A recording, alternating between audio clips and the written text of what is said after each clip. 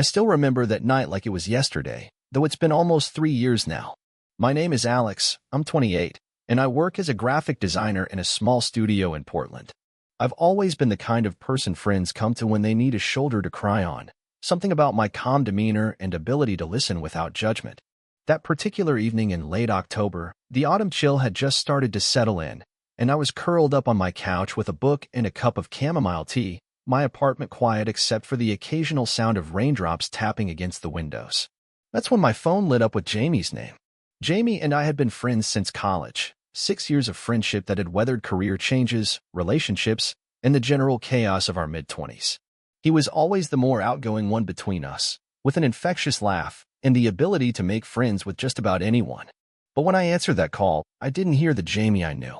His voice was strained, barely audible as he asked if he could come over. "Mark and I broke up," he managed to say before his voice cracked. I felt my chest tighten. Jamie and Mark had been together for almost 2 years, and everyone in our friend group thought they were headed towards something permanent. They complemented each other perfectly, or so we all thought. "Of course," I said immediately, already clearing my coffee table of the week's accumulated clutter. "Do you need me to pick you up?" Jamie lived about 20 minutes away, and I worried about him driving in his emotional state. He assured me he could make it on his own, and I spent the next 20 minutes preparing for his arrival. Let me explain why this moment mattered so much. Jamie had been there for me through my own heartbreaks.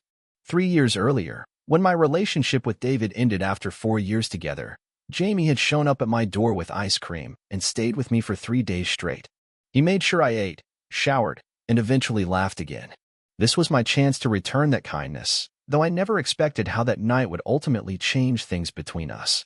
I quickly tidied up my small one-bedroom apartment, put on a pot of coffee. Jamie always preferred coffee, regardless of the hour, and grabbed extra blankets from the closet. I dimmed the lights in the living room, leaving just the soft glow of my reading lamp and a few candles I'd lit on the coffee table. I wanted to create a space where Jamie could feel safe to fall apart if he needed to. There's something about soft lighting that makes vulnerability easier, don't you think? It's like the shadows give you permission to reveal the parts of yourself you usually keep hidden.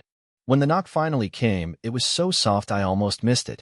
I opened the door to find Jamie standing there, his tall frame somehow looking smaller than usual.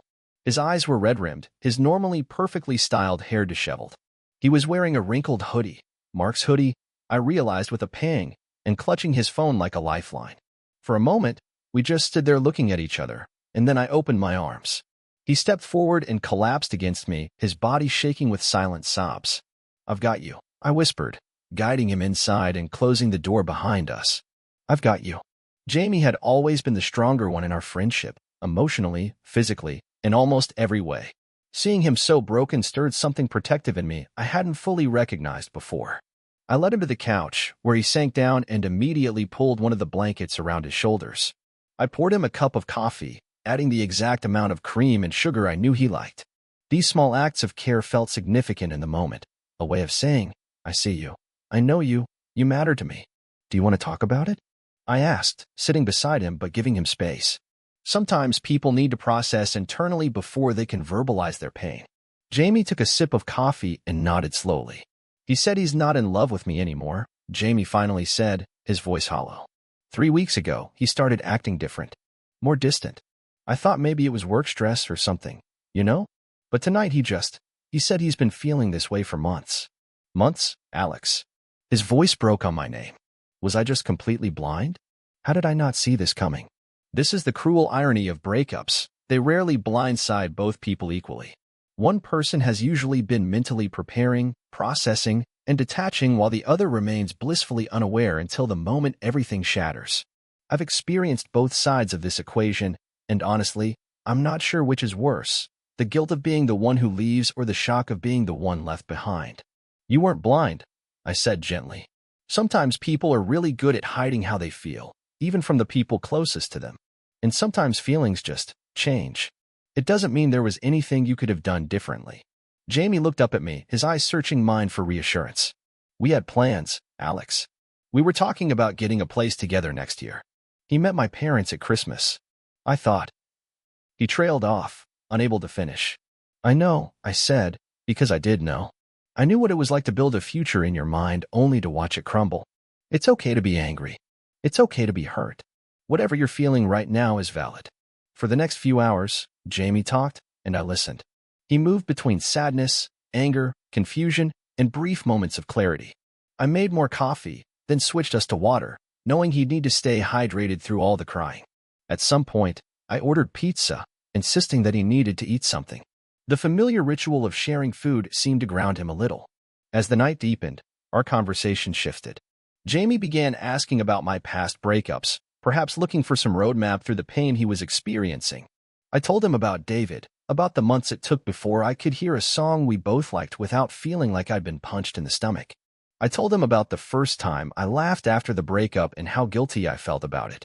I shared the small milestones of healing that no one really talks about. The first time you go a whole day without thinking about them, the moment you realize you've stopped checking their social media, the day you finally delete the photos from your phone. How did you know you were ready to move on? Jamie asked, his head now resting against the back of the couch, his body visibly exhausted from the emotional marathon of the evening. I thought about it for a moment. I don't think there was one specific moment, I said. It was more like gradually realizing that the pain had dulled from a sharp stab to a dull ache, and then eventually to just a memory of pain. One day I just noticed I was okay again. Not the same as before, but okay in a new way. Jamie nodded slowly, his eyelids growing heavy. I can't imagine feeling okay right now, he murmured. You will, I promised. Not today, not tomorrow, but you will. And I'll be here the whole time. It was nearly 2 a.m. by then. I suggested we watch something mindless on TV to give his brain a break from the emotional processing. I put on a nature documentary, something about deep-sea creatures, their strange, luminescent bodies drifting through the darkness of the ocean.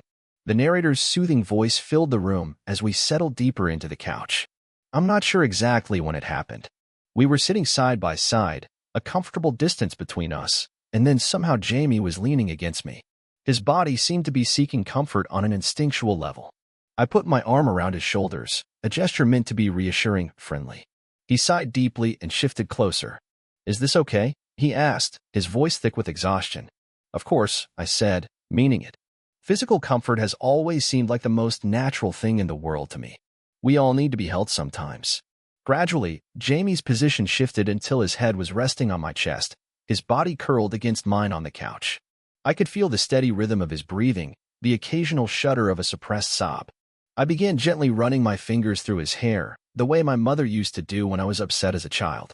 There was nothing romantic about the gesture, or at least, that's what I told myself at the time. It was simply one human comforting another. The documentary droned on, but I wasn't really watching anymore. I was acutely aware of Jamie's weight against me, the trust implicit in his vulnerability. It struck me how rarely men allow themselves to be comforted this way. We're taught from an early age that physical affection between men must be brief, a quick hug, a pat on the back, nothing that lingers. But here was my best friend, allowing himself to be held during his darkest moment, breaking all those unspoken rules. I don't know exactly when Jamie fell asleep. I just gradually became aware that his breathing had deepened and the tension had left his body. His hand was resting lightly on my stomach, his face peaceful for the first time since he'd arrived at my door. I didn't dare move, afraid of disturbing this moment of respite from his pain. Instead, I found myself studying his face in the flickering blue light from the TV. I'd seen Jamie nearly every week for 6 years, but somehow it felt like I was seeing him differently now. The curve of his jawline, the slight furrow between his brows that remained even in sleep, the way his eyelashes cast tiny shadows on his cheeks. There was an intimacy to the moment that made my heart beat a little faster. Here's where I need to be honest about something. I'd always found Jamie attractive. When we first met in college, I'd even harbored a small crush on him. But he was dating someone else at the time, and by the time he was single, our friendship had become too important to risk. I tucked those feelings away so deeply that I'd almost forgotten they existed. Almost. As I sat there with Jamie asleep on my chest, those long-buried feelings began to stir. I immediately felt guilty. Here was my friend, heartbroken and vulnerable, and I was having these thoughts. It seemed like a betrayal of his trust. So I did what I always did with these feelings. I acknowledged them silently to myself, and then gently set them aside. This night wasn't about me or my confused emotions. It was about being there for someone I cared about. Eventually, I must have fallen asleep too. I woke up with a crick in my neck, the first light of dawn filtering through my curtains. The TV had turned itself off, and the apartment was silent except for Jamie's soft breathing. He was still asleep on my chest, one arm now wrapped around my waist. For a moment, I allowed myself to imagine what it would be like to wake up this way every morning, not as friends seeking comfort, but as something more. The thought both thrilled and terrified me. Jamie was my best friend. He was also freshly heartbroken, and until last night, I'd been certain he was completely straight. The complexity of the situation made my head spin, so I tried to focus on the simple reality of the moment. My friend needed me, and I was here for him. Everything else was secondary. I must have shifted slightly because Jamie began to stir. There was a moment of confusion as he opened his eyes and realized where he was, and more specifically, who he was lying on. He blinked up at me, his expression unreadable. "Hey," I said softly, trying to keep my tone casual. "How are you feeling?" Jamie sat up slowly, running a hand through his hair. "Like I got hit by a truck," he admitted with a small, sad smile. "But better than last night, I think. I'm sorry I fell asleep on you like that." "Don't apologize," I said quickly. "That's what friends are for, right?" Jamie looked at me for a long moment, something shifting in his expression. "Right," he said finally. "Friends." Was it my imagination? Or was there a note of question in that word? I couldn't tell, and I was too afraid to ask. Instead, I stood up and stretched, offering to make breakfast. Jamie accepted, and we moved into the kitchen, the moment, whatever it had been, passing. As I made coffee and scrambled eggs, Jamie leaned against the counter watching me. There was a new awareness between us, a subtle shift in the atmosphere. We'd crossed some invisible boundary last night, though neither of us seemed ready to acknowledge it directly. "Thank you," Jamie said suddenly. "For everything last night. For listening, for being there." I turned to face him, spatula in hand. "Always," I said simply. "That's never going to change." Jamie nodded, looking down at his hands. "Can I ask you something?" he said after a pause. "Something kind of weird?" My heart rate picked up. "Of course. Last night, when I was falling asleep." He began, then stopped, seeming to search for the right words. "Did you? I thought I felt you stroking my hair. Was that real? Or did I dream it?" I felt heat rise to my face. "That was real," I admitted. "It's something my mom used to do when I couldn't sleep. I thought it might help." "I'm sorry if it was weird." "It wasn't weird," Jamie said quickly. "It was nice. Really nice, actually." He looked up at me, vulnerability written across his face. No one's ever done that for me before. There was so much in that simple statement, about masculinity, about tenderness, about the kinds of physical comfort we allow ourselves to give and receive. I wanted to say something profound, something that would acknowledge the significance of what had passed between us without making it awkward. Instead, I just smiled and said, "Well, now someone has." We ate breakfast together, talking about safer topics, a project I was working on at the studio, a movie Jamie had seen last week, the weather. But underneath the ordinary conversation ran a current of something new and undefined. Occasionally our eyes would meet, and we'd both look away quickly, like teenagers with a crush. When Jamie finally left around noon, our goodbye was awkward. We stood at my door, both hesitating. Normally we'd hug, but suddenly that simple gesture seemed loaded with new meaning. Jamie solved the dilemma by pulling me into a hug that lasted several beats longer than usual. "Thank you again," he whispered near my ear. "For everything." "Call me later?" I asked as he pulled away. "I will," he promised. After he left, I spent the day cleaning my apartment and thinking about what had happened. Had I imagined the tension between us? Was I projecting my own confused feelings onto Jamie? He was vulnerable right now, heartbroken and seeking comfort. The last thing he needed was his best friend developing feelings for him. I resolved to be more careful, to maintain appropriate boundaries while still being supportive. Jamie did call that evening, just to check in. Our conversation was light, friendly, normal, except for the moments of silence that seemed to hold more meaning than before. Before we hung up, Jamie said, "I keep thinking about last night. About falling asleep with you. Is that weird?" My heart skipped. "No," I said carefully. "It's not weird." "Good," Jamie said. "Because it helped. More than anything else has." Over the next few weeks, a new pattern emerged. Jamie would come over several times a week. We'd talk about his breakup, watch movies, order takeout, normal friend activities. But at the end of the night, he'd inevitably end up with his head on my chest, my fingers in his hair, both of us pretending this was a completely normal development in our friendship. We never put a name to what was happening between us. We didn't need to. Not yet. Jamie was still healing from his breakup, and I was still coming to terms with feelings I'd suppressed for years. But there was an unspoken understanding that something had changed that night, something neither of us was ready to walk away from. 3 months after that first night, Jamie arrived at my door with a bottle of wine and a nervous expression. "I want to talk about us," he said as soon as I let him in. "About what's been happening." My stomach dropped. This was it. The moment when he would gently explain that he appreciated my support but needed to establish some boundaries. I braced myself for the letdown. Instead, Jamie took my hand and led me to the couch, the same couch where he'd fallen asleep on my chest that first night. "I've been doing a lot of thinking," he said, his voice steady but nervous. "About Mark, about the breakup, about what I want. And I keep coming back to the same conclusion." "What's that?" I asked, barely breathing. "That maybe the reason it hurt so much when Mark said he didn't love me anymore is because I wasn't in love with him either. Not the way I should have been." Jamie's eyes met mine, determined and afraid all at once. "Not the way I think I could be with someone else." My heart was pounding so hard I was sure he could hear it. "Jamie, what are you saying?" "I'm saying that I think I've had feelings for you for a long time. And I hope, you might feel the same way." He squeezed my hand. "Am I wrong?" I couldn't speak for a moment. All I could do was shake my head.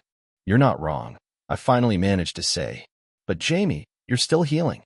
I don't want to be a rebound or a distraction." "You're not," he said firmly. "You're the person I call when something good happens. You're the person I want to see at the end of a bad day. You're the person I feel most myself with." "That's not a rebound, Alex. That's something real." We talked for hours that night, about fears and hopes and all the reasons this might be complicated. We agreed to take things slowly, to be honest with each other every step of the way. And when Jamie finally kissed me, it felt like the most natural thing in the world, like we'd been moving toward this moment from the very first day we met. That was 3 years ago. Jamie and I still live in Portland, though now we share an apartment with a view of the river and a cat named Pixel. Sometimes I think about that night when he showed up at my door, heartbroken and lost. I never could have imagined where that night would lead us. Here's what I've learned. Sometimes the most profound connections form in our most vulnerable moments. Sometimes comfort becomes love so gradually you don't notice until you're already falling. And sometimes, the person you're meant to be with has been right beside you all along, just waiting for the right moment for everything to change. So if you're going through heartbreak right now, or if you're the friend providing the shoulder to cry on, remember this. Healing isn't linear, love isn't predictable, and the connections that matter most often come when we least expect them. Be gentle with yourself and with each other. Allow yourself to be vulnerable. Allow yourself to be held. You never know where it might lead. And if your friend falls asleep on your chest one night, maybe, just maybe, it's the beginning of a whole new story. Total_char_count, 25,893.